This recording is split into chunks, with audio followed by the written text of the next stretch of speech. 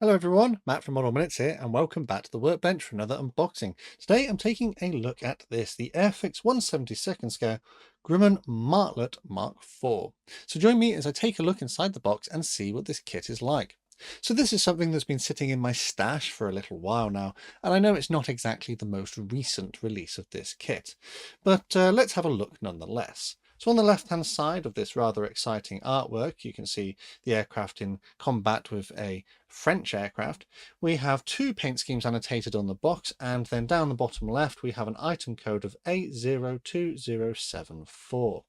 If we look onto the thin edges, it features the same information that we've previously seen.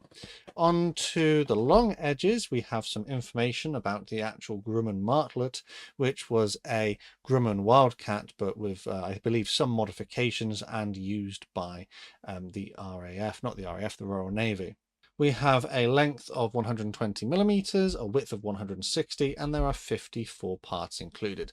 It does indicate to us here the two different paint schemes that are included. They're both Martlet Mk.IVs from Operation Torch, one being a little bit different to the other in the sense that this one has United States roundels on there, as I believe it was thought that the French forces were less likely to engage with any American aircraft, but they were more likely to attack British aircraft. So they put the American ones on to try and mitigate that.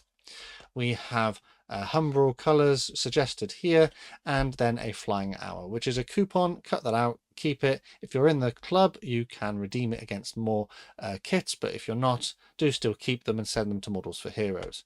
We have a skill level of 2, which indicates that this is potentially not the easiest kit in the range, but it shouldn't be too difficult.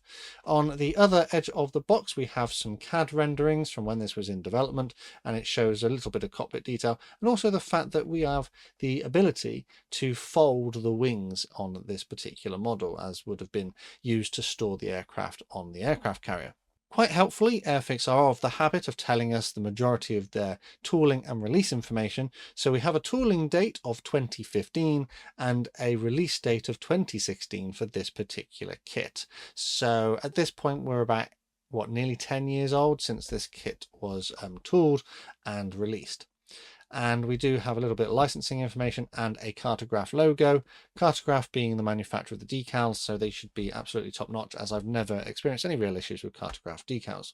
We do have some information about the Airfix Club on the back of the box, but seeing as this information is a decade old, I would take it with a massive pinch of salt, as a lot of this will now be massively out of date, and most modern kits now won't actually feature that on their boxes. What is interesting about these old boxes is that they used to come with some hints and tips sort of printed on the side, as well as a bit of social media information and few bits and pieces, which they don't do anymore. Mostly, I think it's a cost-saving exercise. They are just kept nice and clear. But let's have a look at the paperwork first. Let's put the decals to one side. I have built a version of this kit some years ago when I first started the channel. It was a starter set. I don't think they'd ever release this as a starter set because it's not particularly easy. But yeah, I don't remember it being terrible. It was, I think the landing gear was the fiddly area, so we'll look at that in a minute. So information about the actual aircraft, some hints and tips down the bottom here, and they have extended their thanks to the Smithsonian Museum and Mark Tutton for their assistance with the creation of this kit. We have some information and a key to the symbols, and then we progress with the build, and it's up to the sort of standard we expect from Airfix these days, printed in sort of different shades of color with our different paint colors annotated by numbers. We go through and we assemble our cockpit interior, and we do have to sand a little detail away here because I don't think that was prevalent on the Martlet, and then we install a little clear window as well. Display stands, I know they designed them for these two-prong ones, but we haven't seen them for a number of years now, so I don't know if they're still in production. Then we come on to our landing gear. So this is where things got a little bit complicated because you have to start installing the landing gear at this point here, before you've even closed the fuselage. We have the option to have the landing gear raised. So if you want the landing gear raised by the looks of it, these are the steps that you need to follow. And then as we turn over the page, we come to the options for the landing gear lowered. Again, these are steps you need to follow at this point and then install those into the sort of cockpit and fuselage areas in order for it to actually work. I did do mine with the landing gear lowered, so it is possible, it is able to do, but it is a bit fiddly. But then again, that's sort of the design of the aircraft itself, with the way that everything is sort of tucked up inside of the fuselage. So we come on to adding our engine and cowling, which is a fairly straightforward affair, and it is saying here make sure you get it aligned correctly. And then we have our tail surfaces and our wings. Now you must pay attention, because if you are wanting to have your wings folded, you need to follow these steps on this page, or if you want them extended, you follow it on this page. You could, I'm sure, do one wing extended and one wing folded if you really wanted to, but that's a choice that is left to you as the modeler. So you come down through, these are more steps on having your wings folded. Add your wheels to your landing gear, or not if you were having them retracted. If they're retracted, they just get simply glued into the holes. Pilot figure is included, so it could be added.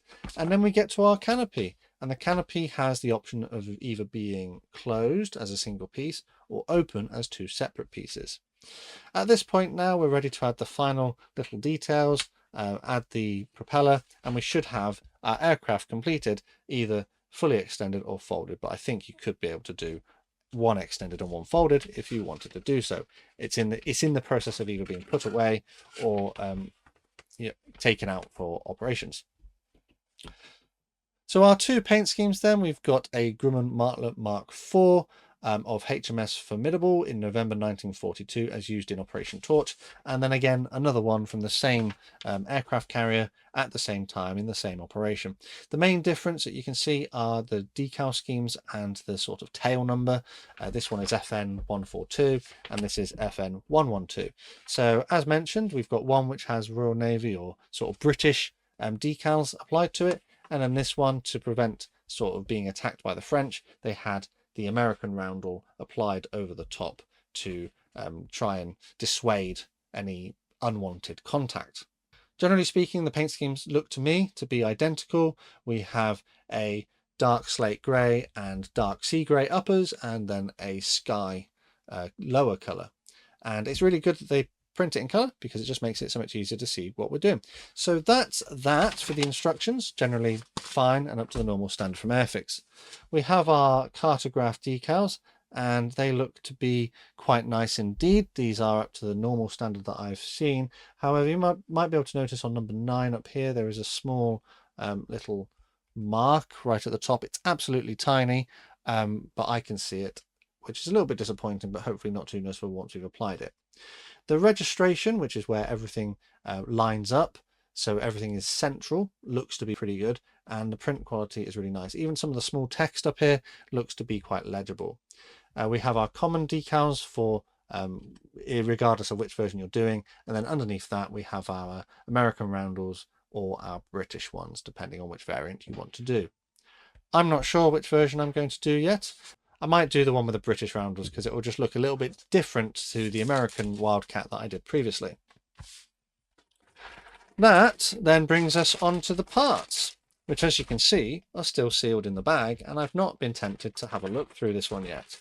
So we get that one out, put those to one side, and this bag is not open, but it's like tried to open. So clear parts then, straight out of the bag. They look to be pretty decent. We've got our clear parts for our little windows in the bottom of the aircraft, and then we've got our open canopy or our closed canopy. The mold quality is pretty nice. The molded framework is quite proud, but not overly so. There is a small scratch on the inside of this one here, but it's hardly noticeable. Generally speaking, they're really quite nicely molded. A tiny amount of cleanup. There's a little bit of flash right on the edges of some of the parts, which may need a bit of tidying up. There's a little bit of flash here, but that's like absolutely minimal. So yeah, pretty nice clear parts. And then we come on to the main body of the kit. We have 2 little sprues and then 3 bigger sprues molded in the slightly older light grey bluey kind of colour plastic, which was typical of Airfix from about 10 years ago. So we'll have a quick look through this. The plastic is quite hard. It's not very flexible. There is a little bit of mold release. I can see it. There's a little bit of a shine there on that bit there, but generally not massively greasy. The level of detail is quite good as well. We've got some recessed panel lines and some hints at rivets in various places. The level of flash is manageable. There's not a great deal, but there is going to be a little bit in places which will need tidying up. The next sprue then features more wing components. Again, the level of detail is quite nice. We have some nice detail on the tail surfaces, and then we've got our smaller parts for our landing gear, which are molded to a nice quality. Nothing seems to be broken or misshapen. I haven't seen any sort of short shots or anything in this as we go through. We do have a pilot figure who looks to be all right. I've seen slightly better, but he is absolutely usable, no problems there. Slight mold seam down the side of him though, which will need to be cleaned up. And that brings us on to the last large sprue, which has our fuselage halves, which are molded to the same sort of quality, quite nice to look at, and other wing components and smaller parts as well. On the inside of the aircraft, there is a tiny amount of sort of cockpit detail represented in there, but I think the majority of the cockpit detail comes from the cockpit assembly. So moving on to the last two little sprues then, we have our engine cowling and propeller. So it is my understanding that the Royal Navy, or the British version of the Wildcat, which was called the Martlet, had a slightly different engine to the normal sort of Wildcat, which means that it has a different cowling. I think the one that we need is on here. It has a different cowling. It had these extra parts here, whereas on this one I think that cowling is for the normal Wildcat release and it won't be used. But other than that, I think this is the only like addition in comparison to the original boxing that I did some years ago, because that one was the American version and it wouldn't have needed these parts. But yeah, generally speaking, looks to be a fairly decent model. So let's wrap it up. We had a couple of small sprues for our engine components and 3 larger sprues with some nicely detailed parts, and molding is generally quite nice. We have some clear parts which are again molded to a nice quality, a tiny amount of flash in places, and a little scuff, but nothing too unusable. Decals manufactured by Cartograph, printed to a lovely quality, but one tiny little blemish that I've noticed at the top there, but that's minuscule. And then instructions, which are printed to the normal standard from Airfix, and feature colour, all of which of course comes contained within this beautifully illustrated box, which indicates that there were 2 paint schemes included in there. As we've already discussed, this is a 2015 tooling, so only about 10 years old at the time I'm making this video, and this particular boxing comes from 2016. There was, as mentioned, a starter set version, which I have built previously, and generally I didn't find that one too difficult to do, but it's not really starter set material, so you'd be unlikely, I think, to find that one as a starter set now. It has been released as part of a dogfight doubles with other suitable aircraft at various points as well, and the most recent boxing, I believe, is from 2021, which would have featured it back again as a Wildcat rather than a Martlet. And speaking of the most recent release of this kit as the Wildcat, that's a 2021, I believe, release. But as of the moment I'm making this video, it was still available on the Airfix website for £11.99. Unfortunately, the British version I have here doesn't seem to be available on the website. But that doesn't mean that you won't be able to find it in other sellers online if they've got any stocks left. When I bought this kit though, and I think you'll see I kept the sticker. At the time, supposedly the RRP was £9.99, but I managed to pick it up for £6.99, so it must have been sort of end of stock, sort of clearance at the time. So for that price, £6.99, absolute bargain. Some really nice features of the kit, but even then for £9.99, still perfectly acceptable given what we've seen today. But yeah, and I think with that, it's probably time to call this video here. Let me know down in the comments what you thought of my unboxing and my assessment of this kit, and whether you agree with my thoughts. As always, a quick shout out to my Model Club members for the extra support they give the channel. A massive thanks to these guys on screen. If you'd like to join them or support the channel in other ways, take a look at the links in the description to find out more. The best way to support the channel for free though is by subscribing with notifications turned on so you never miss a modelling upload. Finally though, last thing to say is a massive thank you to you for watching this one, and I'll see you on the workbench again next time.